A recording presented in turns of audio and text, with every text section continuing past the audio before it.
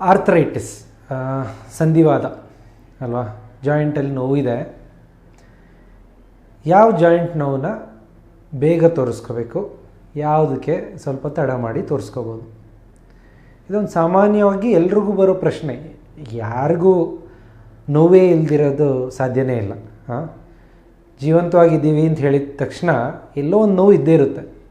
ಈಗ ನಾನೇ ಇವಾಗ ನೆನೆಸ್ಕೊಂಡ್ರೆ ನನ್ನ ಕಾಲಲ್ಲಿ ನೋವಿದೆ, ಇದು ಡಾಕ್ಟ್ರಿಗೆ ತೋರಿಸ್ಕೋಬೇಕಾ, ನನಗೆ ನಾನೇ ತೋರಿಸ್ಕೋಬೇಕಾ ಅಂತ ಅನಿಸುತ್ತೆ ಕೆಲವು ಸತಿ. ಆ ಥರ ಇರಲ್ಲ.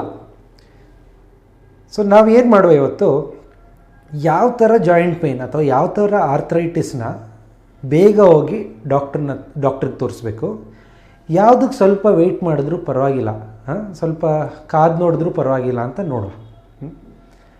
ಮೊದಲೇ ಹೇಳ್ದಂಗೆ ನಾನು ಈ ಜಾಯಿಂಟ್ ಪೇಯ್ನ್ ಅಥವಾ ಆರ್ಥರೈಟಿಸ್ ಅಥವಾ ಸಂಧಿ ನೋವು ಏನಿದೆ, ಇದೊಂದು ಕಾಯಿಲೆ ಹೆಸರಲ್ಲ, ಇದೊಂದು ಲಕ್ಷಣ ಅಲ್ವಾ. ಇದೊಂದು ಕಾಯಿಲೆ ಲಕ್ಷಣ ಇರ್ಬೋದು, ಇಲ್ಲ ಹಾಗೆ ಒಂದು ಸಿಂಪ್ಟಮ್ ಇರ್ಬೋದು. ಇದು ಜ್ವರ ಇದ್ದಂಗೆ. ಈಗ ಜ್ವರ ಎಷ್ಟೊಂದು ಕಾರಣಗಳಿಂದ ಬರುತ್ತೆ. ಜ್ವರ ಮಲೇರಿಯಾಯಿಂದ ಬರುತ್ತೆ, ನೆಗಡಿ ಆದರೂ ಬರುತ್ತೆ, ಟಿ ಬಿ ಆದರೂ ಬರುತ್ತೆ, ಕೆಲವೊಂದು ಸಲ ಕ್ಯಾನ್ಸರಿಂದ ಬರುತ್ತೆ. ಹಾಗಂತ ಜ್ವರ ಒಂದು ಕಾಯಿಲೆ ಹೆಸರಲ್ಲ ಅಲ್ವಾ. ಅದೇ ರೀತಿ ಸಂಧಿವಾದನು ಅಥವಾ ಸಂಧಿ ನೋವು ಏನಿದೆ, ಇದು ಕಾಯಿಲೆ ಲಕ್ಷಣ ಅಷ್ಟೇ, ಇದು ಕಾಯಿಲೆ ಹೆಸರಲ್ಲ. ಹಾಗಿದ್ದಾಗ ನಾವು ಕೆಲವೊಂದು ಕಾಯಿಲೆಗಳನ್ನ ಕಂಡುಹಿಡಿಬೋದು ಜಾಯಿಂಟ್ ಪೇಯ್ನ್ ಇಟ್ಕೊಂಡು. ಆ ರೀತಿ ಯಾವ ರೀತಿ ಜಾಯಿಂಟ್ ಪೇಯ್ನ್ಸ್ನ ಅಥವಾ ಯಾವ ರೀತಿ ಸಂಧಿ ನೋವು ಬಂದಾಗ ನಾವು ಡಾಕ್ಟ್ರ್ ಹತ್ರ ಬೇಗ ಹೋಗಬೇಕು ಅಂತ ನೋಡುವ. ಇವಾಗ ಮುಖ್ಯವಾಗಿ ಜಾಯಿಂಟ್ ಪೇಯ್ನ್ ಬಂದವ್ರಿಗೆ ಎರಡು ಥರ ಬರ್ಬೋದು.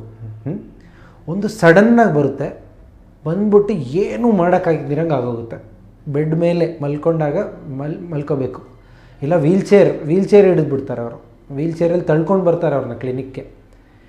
ಈ ಥರ ಜಾಯಿಂಟ್ ಪೇಯ್ನ್ ಇದ್ದಾಗ ನಾನು ಹೇಳಬೇಕು ಅಂತಿಲ್ಲ ನಿಮಗೆ ಡಾಕ್ಟ್ರನ್ನ ಹೋಗಿ ನೋಡಿ ಅಂತ, ನೀವಾಗೇ ಹೋಗ್ತೀರ ಅಲ್ವಾ. ಈ ಥರ ಜಾಯಿಂಟ್ ಪೇಯ್ನ್ ಇದ್ದಾಗ ಎಲ್ಲರೂ ಹೋಗಿ ತೋರಿಸ್ತಾರೆ. ಇವಾಗ ಇನ್ನೊಂದು ಥರ ಜಾಯಿಂಟ್ ಪೇಯ್ನ್ ಇರುತ್ತೆ, ಇನ್ನೊಂದು ಥರ ಸಂಧಿ ನೋವು ಇರುತ್ತೆ. ಆವಾಗ ಡಾಕ್ಟ್ರ್ ಹತ್ರ ಹೋಗಬೇಕಾ ಇಲ್ವಾ ಅಂತ ಯೋಚಿಸ್ತೀವಿ ನಾವು. ಅದು ಯಾವ ಥರ ಜಾಯಿಂಟ್ ಪೇಯ್ನಪ್ಪ, ಕ್ರಮೇಣವಾಗಿ ಜಾಸ್ತಿ ಆಗುತ್ತೆ. ಶುರುವಾಗಿರುತ್ತೆ, ಆದರೆ ನಾನು ಕೇಳಿದಾಗ ಯಾವಾಗ ಶುರುವಾಯಿತು ಅಂತ ಕರೆಕ್ಟಾಗಿ ಹೇಳಿ ಅಂತ ಹೇಳಿದ ತಕ್ಷಣ ಏನೋ ಒಂದೂವರೆ ತಿಂಗಳು ಮುಂಚೆ ಶುರು ಆಗಿರ್ಬೋದು, ಇಲ್ಲ ಒಂದು 3 ತಿಂಗಳಾಗಿರ್ಬೋದು ಡಾಕ್ಟ್ರೇ, ಆದರೂ ಇದೇ ದಿನ ಅಂತ ಹೇಳೋಕ್ಕಾಗಲ್ಲ ನನಗೆ. ಆ ಥರ ಇರುತ್ತೆ ಅಲ್ವಾ. ಬೆನ್ನೋವು ಯಾವಾಗ ಶುರು ಆಯ್ತಪ್ಪ, ಸೊಂಟ ನೋವು ಯಾವಾಗ ಶುರು ಆಯ್ತಪ್ಪ, ಏನು ಡಾಕ್ಟ್ರೇ ಒಂದು 3 ತಿಂಗಳು 4 ತಿಂಗಳಾಗಿರ್ಬೋದು, ಕರೆಕ್ಟಾಗಿ ಹೇಳೋಕ್ಕೆ ಬರಲ್ಲ. ಅಂದರೆ ಇದು ಹೇಗೆಂದರೆ ಕ್ರಮೇಣವಾಗಿ ಶುರುವಾಗಿದೆ, ಕ್ರಮೇಣವಾಗಿ ಜಾಸ್ತಿ ಆಗ್ತಾ ಹೋಗ್ತಾ ಇದೆ. ಈ ಥರ ಇದ್ದಿದ್ದ ಜಾಯಿಂಟ್ ಪೇಯ್ನ್ಗಳನ್ನ ನಾವು ಯಾವಾಗ ಹೋಗಿ ಇಮಿಡಿಯೇಟಾಗಿ ಡಾಕ್ಟ್ರನ್ನ ನೋಡಬೇಕು.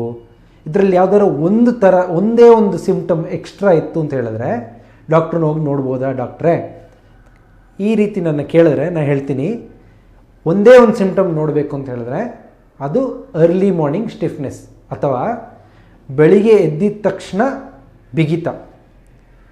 ಬೆಳಿಗ್ಗೆ ಎದ್ದಿದ ತಕ್ಷಣ ಡಾಕ್ಟ್ರೇ ಕೈ ಮಡಚಕ್ಕೆ ಆಗ್ತಿಲ್ಲ, ನೋವು ಬೇರೆ, ನೋವು ಇದೆ ನನಗೆ ಗೊತ್ತಿದೆ, ಆದರೆ ಮಡಚಕ್ಕೆ ಆಗ್ತಿಲ್ಲ ಅಂತ, ಬ್ರಷ್ ಹಿಡಿಯೋಕ್ಕಾಗ್ತಿಲ್ಲ, ಆ ಬಾಗಿಲು ಕೊಂಡಿ ತೆಗಿಯೋಕ್ಕಾಗ್ತಿಲ್ಲ, ನನಗೆ ಕಪ್ ಹಿಡ್ಕೊಳಕ್ಕಾಗ್ತಿಲ್ಲ, ಕಾಫಿ ಕುಡಿಯೋ ಅಂತ ಹೇಳಿದ್ರೆ ಕಾಫಿ ಮಾಡೋಕ್ಕಾಗ್ತಿಲ್ಲ, ಕಾಫಿ ಮಾಡಾದ್ಮೇಲೆ ಕಪ್ ಕೈಯಲ್ಲಿ ಹಿಡ್ಕೊಳಕ್ಕಾಗ್ತಿಲ್ಲ, ಲೋಟ ಕೈಯಲ್ಲಿ ಹಿಡ್ಕೊಳಕ್ಕಾಗ್ತಿಲ್ಲ.